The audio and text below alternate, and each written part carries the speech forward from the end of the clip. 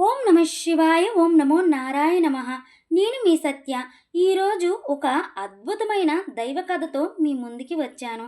అన్నవరం శ్రీ వీర వెంకట సత్యనారాయణ స్వామివారి మహత్యం ఎంతో గొప్పది. స్వామివారి కరుణ, భక్తుల విశ్వాసం, ఆయన చూపిన మహిమలు తెలియజేసే 5 అద్భుతమైన కథలు ఉన్నాయి. ఆ 5 కథలను ఒక్కొక్కటిగా మనం తెలుసుకుందాం. ప్రతి కథలో ఒక భక్తి భావం, ఒక మంచి జీవిత పాఠం దాగి ఉంటుంది. మరి ఈరోజు మొదటి కథను ప్రారంభిద్దాం రండి.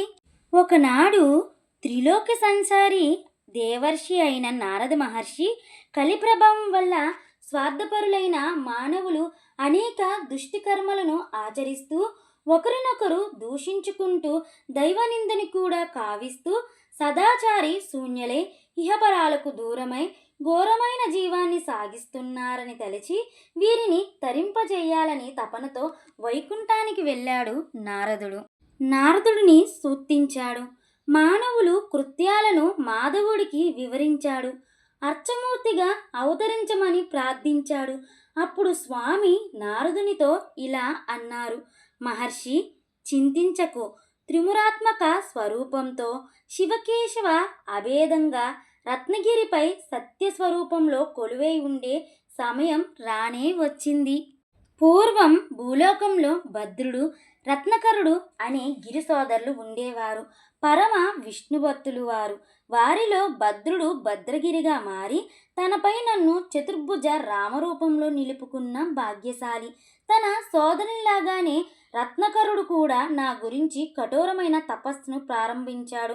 ప్రచండంగా మారి ప్రతాపాన్ని చూపించి వేసవికాలంలో నలువైపులా అగ్నులను రగుల్చుకుని నెత్తిపై నింగి నుండి సూర్యతాపం తగులుతున్నా పట్టించుకోకుండా పంచ అగ్ని మధ్యలో ఉండి సూర్యుడి వైపు చూస్తూ వేసవికాలంలో తపస్సు చేశాడు. వర్షాకాలం రానే వచ్చింది.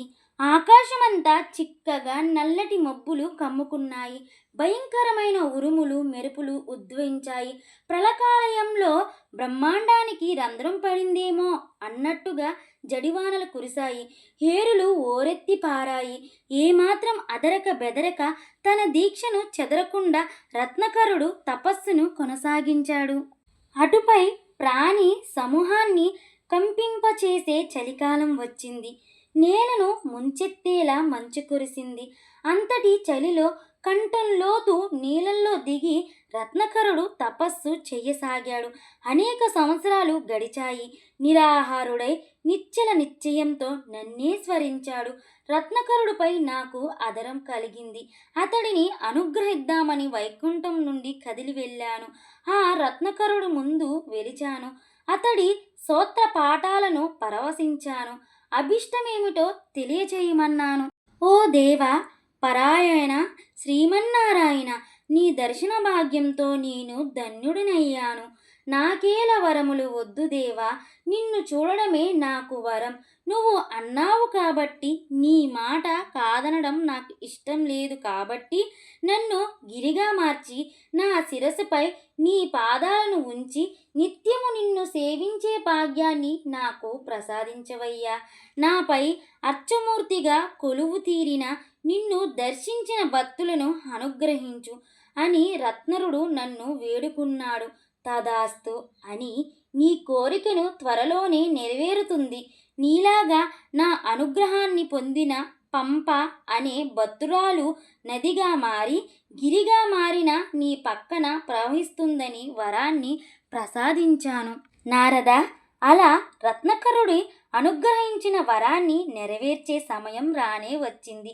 త్రిమురాత్మకమై స్వరూపమైన శ్రీ వీర వెంకట సత్యనారాయణ నామంతో శ్రీ మాధ్యాదిత మహాలక్ష్మి సమేతంగా రత్నగిరిపై అర్చరూపంలో కొలువై ఉంటాను. కొలిచే భక్తులు కొంగు బంగారమై కలిదోషాలను రూపుమాపుతాను అని శ్రీమన్నారాయణుడు అన్నారు. శ్రీమన్నారాయణుడా శ్రీకారకమైన పలుకులను పంచదార చిలుకలుగా నారద మహర్షి ఆనందం కలిగించాయి.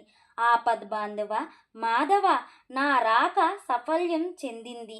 లోక కళ్యాణం జరగనున్నది మాట. ధన్యోషిని ప్రభు అంటూ నారదుడు నారాయణుడి దగ్గర నుండి సెలవు తీసుకున్నాడు. ఇలా శ్రీ సత్యనారాయణ స్వామి వారి మొదటి కథను మనం తెలుసుకున్నాము. స్వామివారి మహిమను స్మరించుకుంటూ ఈ కథను ఇక్కడ ముగిద్దాం. మిగిలిన కథలను తెలుసుకోవడానికి మళ్ళీ రెండో వీడియోలో కలుద్దాం. అంతవరకు శ్రీ సత్యనారాయణ స్వామి వారి ఆశీస్సులు మనందరిపై ఉండాలని కోరుకుంటున్నాను.